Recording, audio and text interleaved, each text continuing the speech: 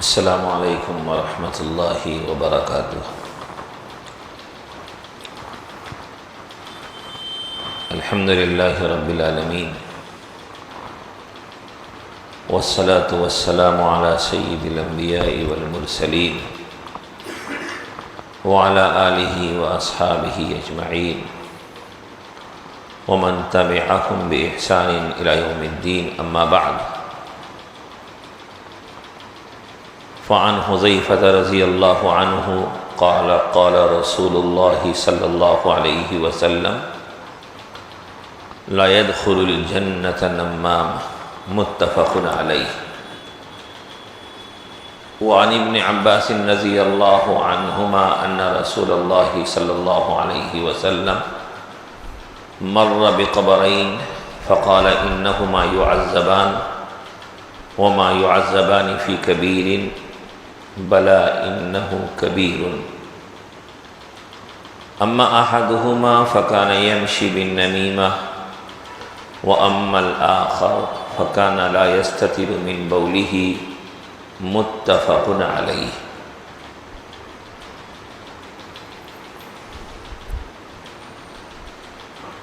محترم حضرات، ابھی دو روایتیں میں نے آپ کے سامنے پیش کی ہیں۔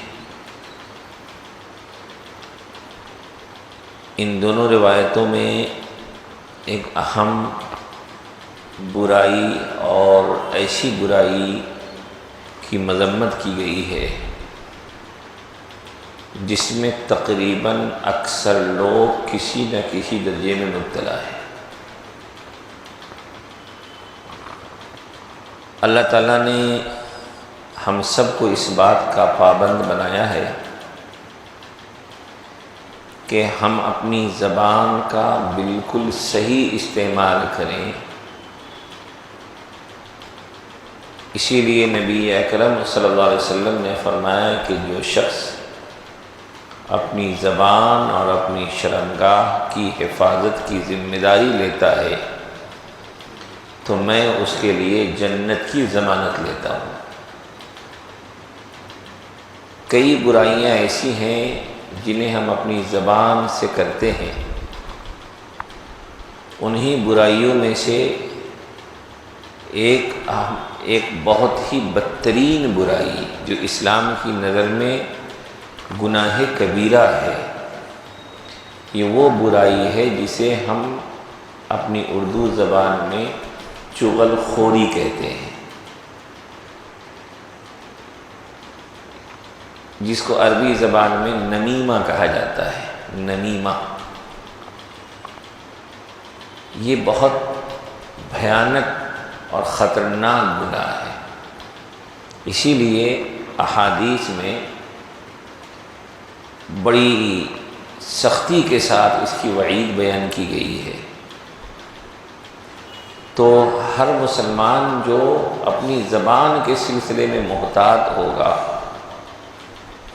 وہ یقیناً اس سے بچ جائے گا، اور اس کے لیے بس ایک خیال جو قرآن میں اللہ نے ہم کو اور آپ کو دل میں بٹھانے کے لیے کہا کہ انسان یہ تصور رکھے ہر وقت اس بات کو، جو سورہ قاف میں اللہ نے فرمایا ما یلفظ من قول الا لدیہ رقیب عتید،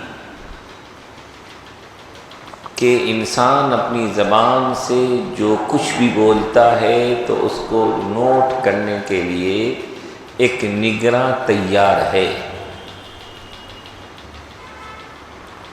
انسان کی فطرت ہے کہ انسان کو جب محسوس ہوتا ہے کہ اس کی باتوں کو، اس کی نقل و حرکت کو نقل کیا جا رہا ہے، نوٹ کیا جا رہا ہے، واچ کیا جا رہا ہے، تو انسان محتاط ہو جاتا ہے۔ تو اللہ نے پہلے ہی اس حقیقت کو واضح کر دیا کہ کہیں ایسا نہ ہو کہ بعد میں تمہیں شرمندگی ہو، جب نامہ اعمال ہاتھ میں آئے تو سوچو کہ ارے میں نے زبان کا کیسا استعمال کیا۔ پہلے ہی خبردار کر دیا ما یلفظ من قول الا لدیہ رقیب عتید، تمہاری زبان جسے تم آزاد سمجھتے ہو وہ آزاد نہیں ہے، اس سے نکلنے والی باتیں نوٹ کی جا رہی ہیں۔ ایک نگراں مقرر ہے اس کو محفوظ کرنے کے لیے۔ آپ خود بتائیے کہ جس انسان کے ذہن و دماغ میں یہ آیت مستحضر رہے گی، بس یہی ایک استحضار اس کی زبان کو محتاط اور پابند بنانے کے لیے کافی ہے۔ اللہ تعالیٰ نے تو ہدایت دے دی، اب ذمہ داری ہماری ہے۔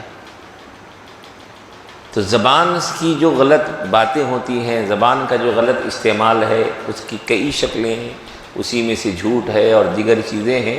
انہی برائیوں میں سے، زبان کی برائیوں میں سے ایک بہت بھیانک برائی چغل خوری ہے، جسے عربی میں نمیمہ کہتے ہیں۔ یہاں پہ جو روایتیں میں نے پڑھی ہیں،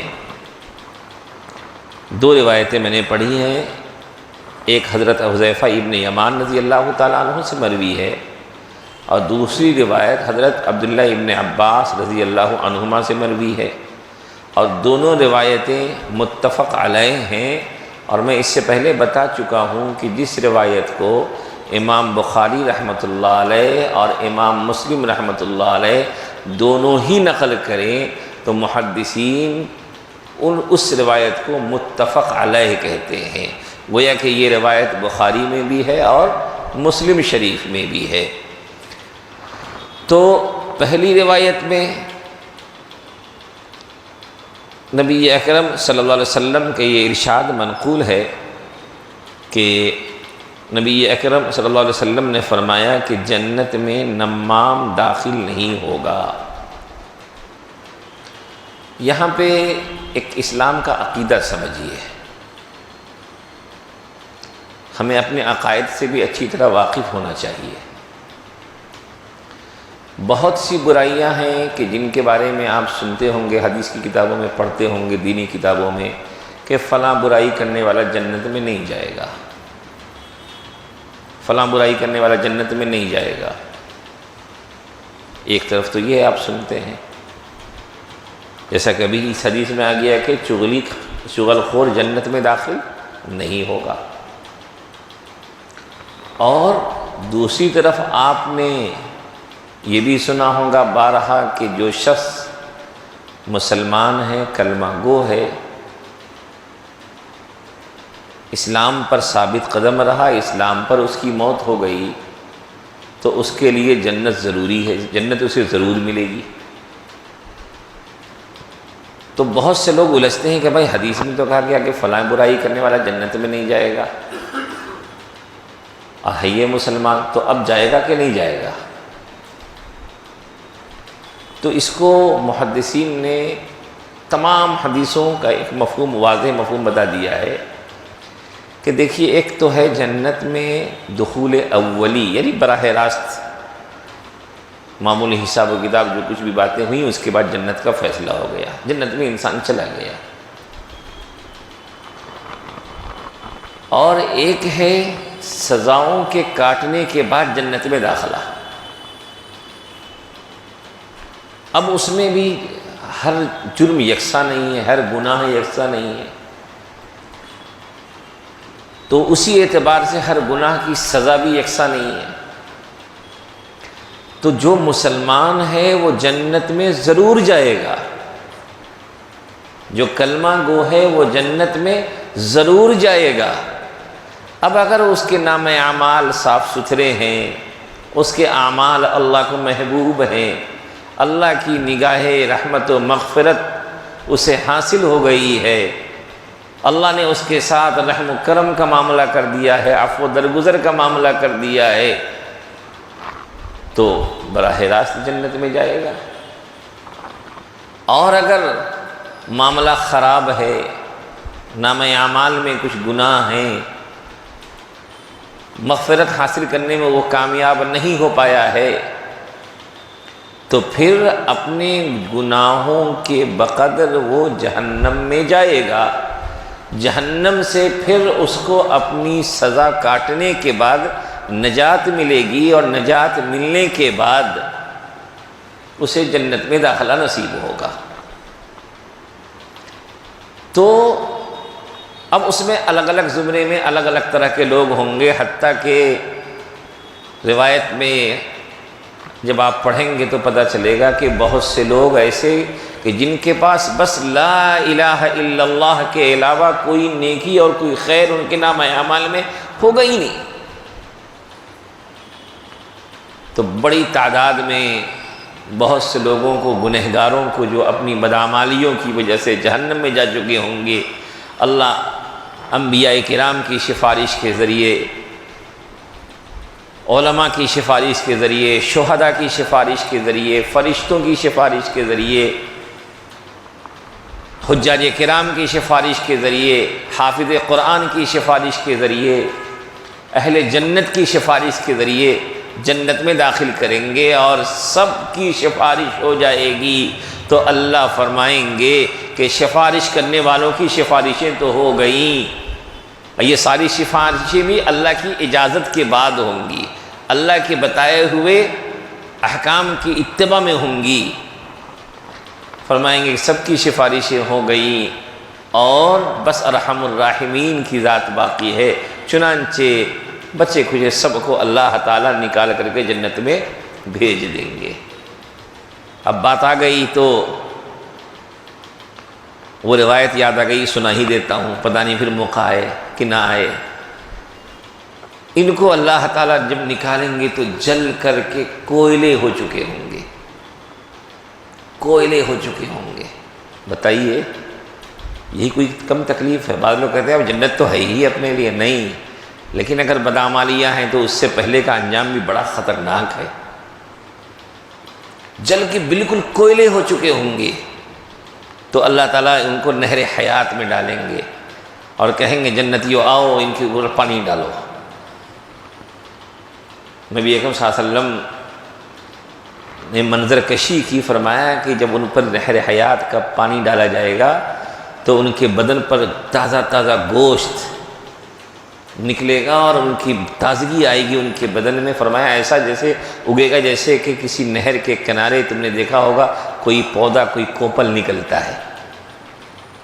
اس طریقے سے اللہ تعالیٰ دوبارہ ان کو ایک تیار کریں گے، پھر ان کو جنت میں داخلہ ملے گا تو ان کا نام ہوگا الجہنمیون، یعنی وہ لوگ جو جہنم سے آزاد کیے گئے ہیں. تو ایک وقت آئے گا کہ یہ کہیں گے یا اللہ اس نام سے بھی ہمیں عار محسوس ہوتا ہے، شرمندگی ہوتی ہے، تو اللہ پھر اس نام کو بھی ان کے لیے ختم کر دیں گے. تو بہرحال اپنے اپنے گناہوں کے اعتبار سے لوگوں کو جہنم میں بھی جانا پڑ سکتا ہے. اللہ ہم سب کی حفاظت کرے. تو جن برائیوں کے بارے میں یہ کہا گیا ہے کہ ان برائیوں کے کرنے والا جنت میں نہیں جائے گا، تو اس کا مطلب یہ ہے کہ وہ مسلمان ہے تو جنت میں تو جائے گا، لیکن اس کو براہ راست، جس کو دخول اولی کہتے ہیں، وہ دخول اولی حاصل نہیں ہوگی، بلکہ اپنے گناہ کی وجہ سے جہنم کے راستے سے جہنم میں جا کر اپنے گناہوں کو پاک کرنا پڑے گا، دھلنا پڑے گا، صاف کرنا پڑے گا. اس کے بعد پھر وہاں سے مغفرت اور معافی کے بعد جنت میں آنا نصیب ہوگا. تمام روایتوں کا مطلب محدثین نے یہی بیان کیا ہے. تو یہاں پہ فرمایا کہ جنت میں نمام یعنی چغل خور داخل نہیں ہوگا.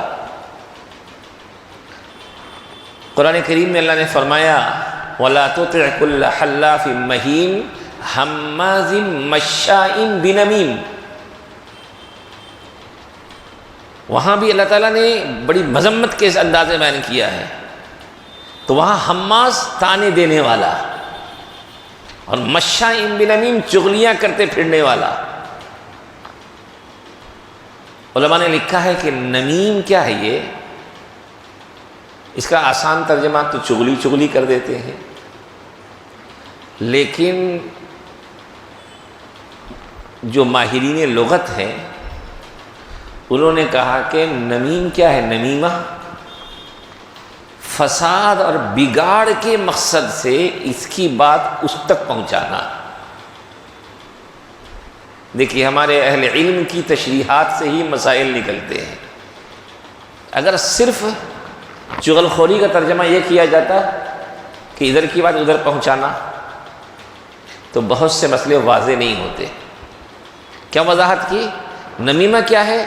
فساد اور شر کے مقصد سے، ایذا رسانی کے مقصد سے، غلط مقصد سے، کسی کی شبیہ کو بگاڑنے کے لیے، کسی کی شخصیت کو مجروح کرنے کے لیے، یا کسی کو کوئی اذیت سے دوچار کرنے کے لیے، کسی کو کسی سے بدگمان کرنے کے لیے، کسی کے تعلقات کو بگاڑنے کے لیے، اور بھی جو دیگر برے مقصد ہو سکتے ہیں، مقاصد ہو سکتے ہیں، ان مقاصد کے تحت کسی کی بات کو کہیں دوسری جگہ پہنچانا، یہ کیا ہے؟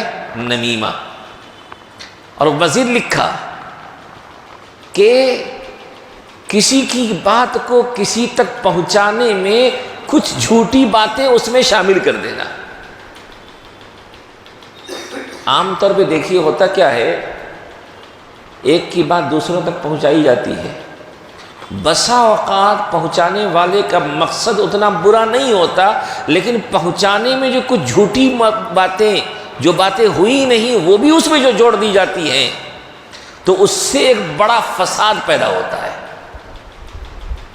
تو فرمایا برے مقاصد کے تحت کسی کی بات کو کسی تک پہنچانا، یا کسی کی بات کو اس کی بات میں کچھ جھوٹی باتیں شامل کر کے دوسروں تک پہنچا دینا، یہ نمیمہ ہے۔ یہ ہے نمیمہ۔ صرف چغل خوری کے کہنے سے اس کی پوری ترجمانی نہیں ہوتی۔ تو اب اگر کسی کی کوئی بات پہنچا رہا ہے اور کچھ باتیں پہنچانے میں اپنی طرف سے کچھ باتیں شامل کر دیا، گویا کہ وہ اس گناہ کا مرتکب ہو گیا، نمیمہ کرنے والا بن گیا۔ اور عام طور پہ یہی ہوتا ہے، بہت کم ایسا ہوتا ہے کہ انسان کسی بات کو پہنچانے میں مکمل محتاط رہے، بلکہ کچھ نہ کچھ باتیں اپنی طرف سے شامل کر دیتا ہے، اور اسی سے بڑے فسادات پیدا ہوتے ہیں، بڑے تعلقات خراب ہوتے ہیں، برائیاں پیدا ہوتی ہیں۔ اور اس وقت ہمارے معاشرے کی جو خاندانی برائیاں ہیں، جس نے خاندانوں کو توڑ رکھا ہے، اس میں سے ایک بہت بدترین برائی یہ چغل خوری ہے، جس نے ہمارے معاشرے میں نہ جانے کتنے مسائل پیدا کیے۔ اس سے بچنا ہم سب کی ذمہ داری ہے، اور اس لیے بھی بچنا ذمہ داری ہے کہ اسلام اسے حرام قرار دیتا ہے، اور فرمایا کہ ایسا کرنے والا شخص کیا نہیں ہوگا؟ جنت میں داخل نہیں ہوگا، جنت میں داخل نہیں ہوگا۔ اس کے بعد اگلی روایت ہے حضرت عبداللہ ابن عباس رضی اللہ تعالیٰ عنہ کی، لیکن اس سے سنانے سے پہلے ایک بات اور ذہن میں رکھیے۔ میں نے جو وضاحت کی کہ نمیمہ کسے کہتے ہیں، یعنی فساد اور شر کے مقصد سے، غلط مقاصد کے تحت، کسی برے مقصد سے کسی کی بات کو کسی تک منتقل کرنا، یہ نمیمہ ہے۔ علماء نے لکھا کہ اسی سے یہ بات سمجھ میں آ گئی کہ بسا اوقات کوئی بات کسی تک پہنچائی جاتی ہے تو وہ نمیمہ چغل خوری نہیں ہے مقصد کے اعتبار سے۔ مثال کے طور پر علماء نے اس کی بڑی تفصیل لکھی ہے۔ ایک آدمی کی بات کو ایک تک پہنچا رہا ہے، فساد اور شر اس کا مقصد نہیں ہے، بلکہ اس کی بھلائی مقصد ہے، کسی شر سے اسے بچانا مقصود ہے۔ مثال کے طور پر معلوم ہو گیا کہ بھئی فلاں اس کو جو ہے اس کے ساتھ کچھ غلط کرنے والا ہے، اور وہ چیز اس کے لیے ہو جائے گی بہت نقصان دہ، فلاں اس پر حملہ کرنے والا ہے، فلاں اس کی چوری کرنے والا ہے، فلاں اس کو کسی طریقے سے اذیت دینے والا ہے، تو کسی شر سے اس کو بچانے کے لیے کہ وہ بچ جائے، آگاہ ہو جائے، اپنی حفاظت کر لے، تو شر سے بچانے کے مقصد سے کسی کی بات اگر کسی تک پہنچائی گئی، اب پہنچانے میں احتیاط کے ساتھ کام کیا گیا، مزید بھڑکانے والا کام نہیں کیا۔ لوگ کیا کرتے ہیں؟ شر سے بچانے کے لیے کرتے ہیں، لیکن اس کو بھی شر پر آمادہ کر دیتے ہیں، تو یہ بھی بری چیز ہے۔ کسی کو شر پر آمادہ کرنا یہ بھی بری بات ہے۔ فرمایا کہ اس کو شر پر آمادہ نہیں کر رہا ہے، البتہ اس کو شر سے بچانے کے لیے ایک بات اس تک پہنچا رہا ہے تاکہ وہ قبل عظمت ہوشیار ہو جائے، یا معاملے کو صاف صفائی کر لے، تعلقات بہتر بنا لے، حقوق کی ادائیگی کر لے، تو فرمایا کہ پھر یہ نمیمہ چغل خوری میں نہیں ہے بلکہ اس کی اجازت ہے، کیونکہ کسی کو شر سے بچانا بھی اچھی چیز ہے، پسندیدہ چیز ہے۔ اسی طریقے سے کسی کی بات کو کسی کے پاس بیان کر رہے ہیں، اس کے بارے میں حکم شرعی معلوم کرنے کے لیے، جیسے مفتیان کرام کے پاس لوگ مسائل بیان کرتے ہیں، بھئی ایسا ایسا ایسا ایسا ہوا یا فلاں نے ایسا ایسا کیا، تو وہ بات کسی فساد کے مقصد سے نہیں ہے بلکہ اس کے بارے میں شریعت کا حکم معلوم کرنا مقصد ہے کہ اس بارے میں ہماری پیاری شریعت کیا کہتی ہے، اس معاملے میں کون سی چیز جائز ہے کیا ناجائز ہے، اس مسئلے کا شریعت میں حل کیا ہے۔ تو فرمایا کہ اس مقصد کے تحت بھی کسی بات کو بیان کرنا درست ہے۔ اسی طریقے سے آپ نے دیکھا ہوگا محدثین نے حدیث کی کتابوں میں جو حدیث کے راویان ہیں، جو حدیث کے راوی ہوتے ہیں، ان کے بارے میں کہتے ہیں بھائی یہ راوی ایسا ہے، یہ راوی ایسا ہے، اس راوی میں یہ اچھائی تھی یا اس راوی میں یہ خرابی تھی، راوی پر جو جرح و تعدیل کرتے ہیں۔ اور اس موضوع پر مستقل اسلامی کتب خانے کا ایک امتیاز ہے، اور اسلامی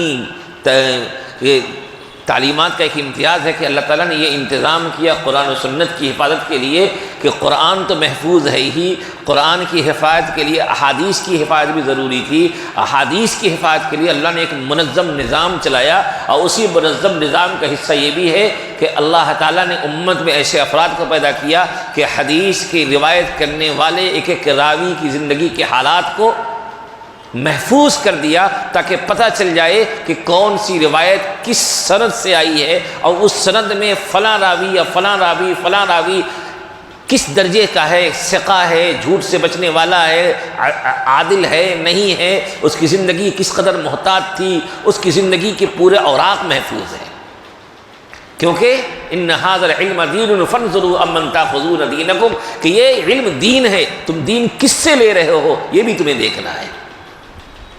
اسی بنیاد پر محدثین فیصلہ کرتے ہیں کہ یہ حدیث ضعیف ہے، یہ حدیث صحیح ہے، یہ حدیث منکر ہے، یہ حدیث موضوع ہے، یہ حدیث متروک ہے۔ یہ سارے جو فیصلے ہوتے ہیں وہ راویوں کے حالات کے اعتبار سے ہوتے ہیں۔ اگر راویوں کے حالات محفوظ نہ ہوتے تو احادیث کی درجہ بندی نہ ہوتی، اور کلام رسول سے گھڑی ہوئی باتوں کا امتیاز مشکل ہو جاتا،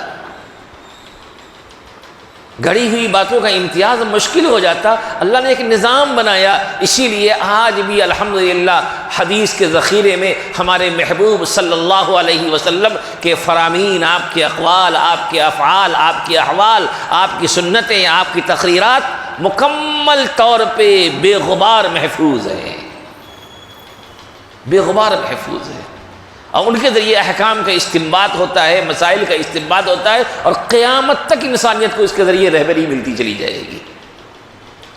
تو دین کی حفاظت کی خاطر کسی کی زندگی کے کسی پہلو کو بیان کرنا، کسی عیب کو بیان کرنا، مقصد حفظ دین ہے، تو پھر اس کی بھی اجازت ہے۔ اسی طریقے سے ایک آدمی کو دیکھا گیا کہ بھائی اس کا تعلق دین کے مسئلے میں ایک ایسے شخص سے ہے وہ جو اس کی دینی رہبری کا ذریعہ نہیں بنے گا بلکہ مزید اس سے گمراہی میں مبتلا کر دے گا۔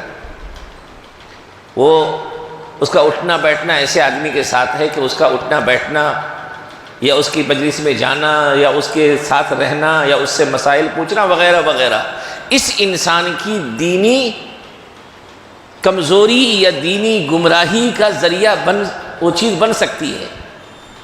تو فرمایا کہ اس کے دین کی حفاظت کی خاطر اسے بتایا جائے تم جس کے ساتھ اٹھتے بیٹھتے ہو یا جس پر تم اعتماد کرتے ہو یا جس کی رہبری پر تم چل رہے ہو اس سے آگاہ کرے، اگر مقصد اس کے دین کی حفاظت ہے، اس کو گمراہی سے بچانا ہے، اس کی بدعقیدگی، اس کو بدعقیدہ ہونے سے بچانا ہے، یا اس کا خیر مقصد ہے۔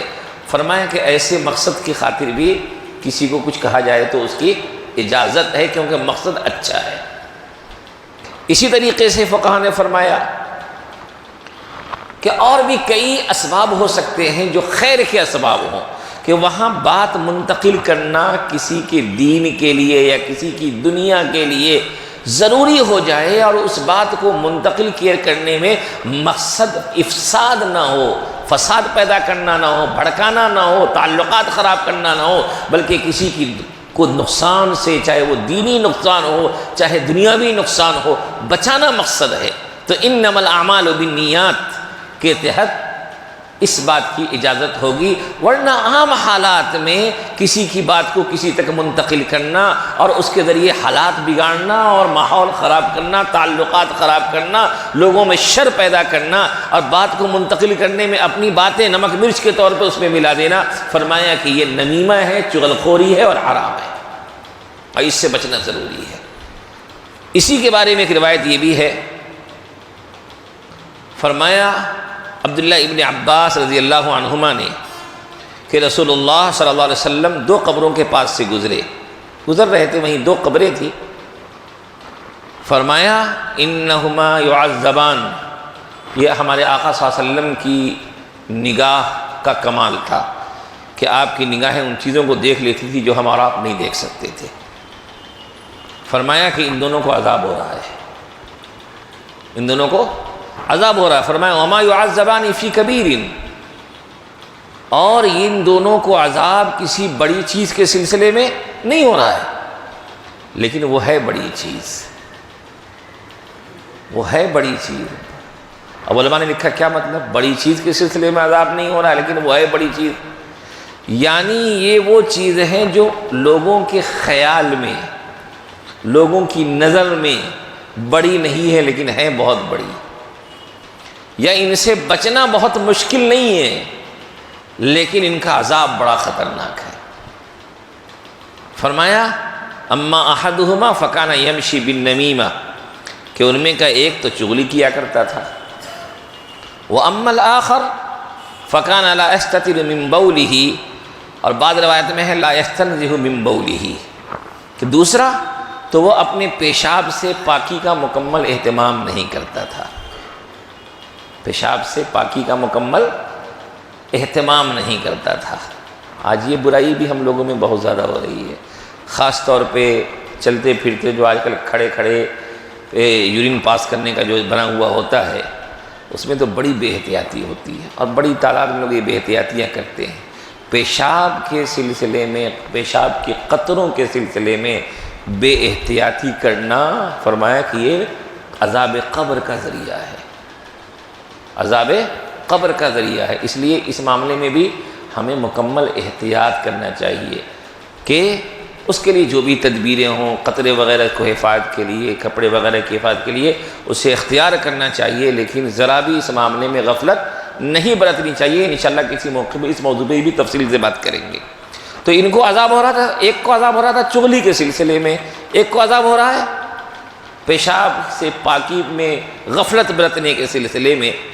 تو اب دیکھیے چغلی کتنی بری چیز ہے کہ عذاب قبر ہو گیا، گویا کہ چغل خوری یعنی کہ قیامت کے قائم ہونے کے بعد تو جہنم میں لے جانے والی چیز ہے ہی، جنت سے طویل عرصے تک دور کرنے والی چیز تو ہے ہی، مزید یہ کہ یہ عذاب قبر کا بھی ذریعہ ہے۔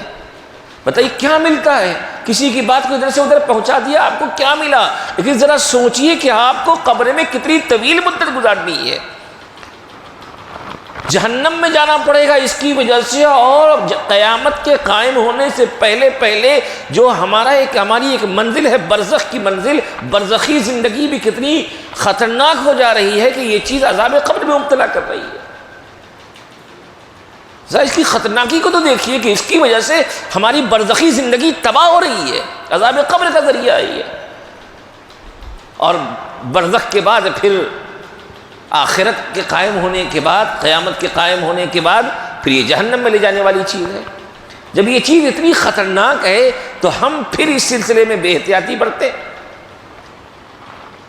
فرمایا ایک روایت ہے آگے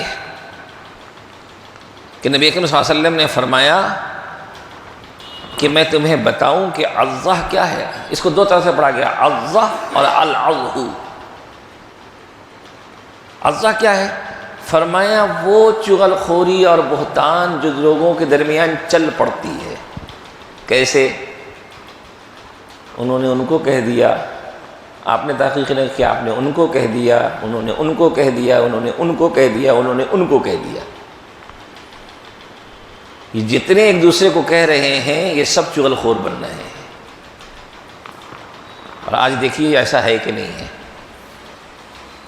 آج کل سوشل میڈیا پہ چغل خوری کا تو یہ نہیں کہ زبان سے ہی، بلکہ اگر ہم لکھ کر کے بھی کوئی چیز غلط پھیلا رہے ہیں، غلط پھیلانے کا ذریعہ بن رہے ہیں، تو اس کے ذمہ دار ہم ہیں۔ فرمایا القالۃ بین الناس، کہ چغل خوری صرف یہ مت سمجھو کہ تم نے کسی کو جا کے کچھ کہہ دیا تو وہی چغل خوری ہے، بلکہ جو بات بہتان کی، غلط بات کسی کے بارے میں لوگوں کے درمیان مشہور ہو گئی، جن باتوں کا افواہ پھیلا دیا گیا، وہ بھی کیا ہے؟ چغل خوری ہے۔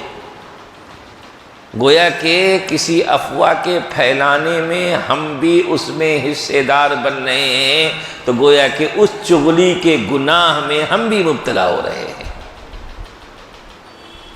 اس سے بچنے کا راستہ جہاں تک ہو سکے براہ راست یا آئی ہوئی کوئی بات کو آگے منتقل کرنے میں احتیاط برتیے۔ کوئی کیسا ہوگا وہ اس کی ذمہ داری ہے، برا ہوگا اس کی ذمہ داری ہے۔ ہم کیوں جائے ہمارے بول دینے سے یا ہم اس افواہ کو آگے پھیلا دیں، اس چیز کو ہم آگے بھیج دیں، اس سے ہماری آخرت کا کیا مسئلہ جڑا ہوا ہے؟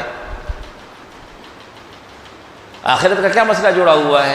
ہاں کہیں شر سے بچانا مقصد ہو، کوئی خیر مقصد ہو تو الگ بات ہے، ورنہ عام طور پہ سنی سنائی باتوں کو ادھر ادھر شیئر کرنے سے بچنا چاہیے۔ ہمارے آقا نے کہہ دیا دیکھو یہ بھی چغل خوری ہے کہ جو غلط بات، جو غلط افواہ چل رہی ہے، ظاہر سی بات ہے وہ افواہ تو کسی انسان کے بارے میں ہوتی ہے، فلاں ایسا ہے، آپ کو کسی نے کہہ دیا، اب آپ ہوٹل میں جا کے بیٹھے، وہاں بھی تبصرے میں آپ نے بھی 2-4 لوگوں کو کہہ دیا، پھر اس نے 2-4 لوگوں کو کہہ دیا، اس نے 2-4-5 لوگوں کو کہہ دیا، تو اس چغل خوری میں گویا کہ سب کے سب مجموعی طور پر گنہگار ہو گئے۔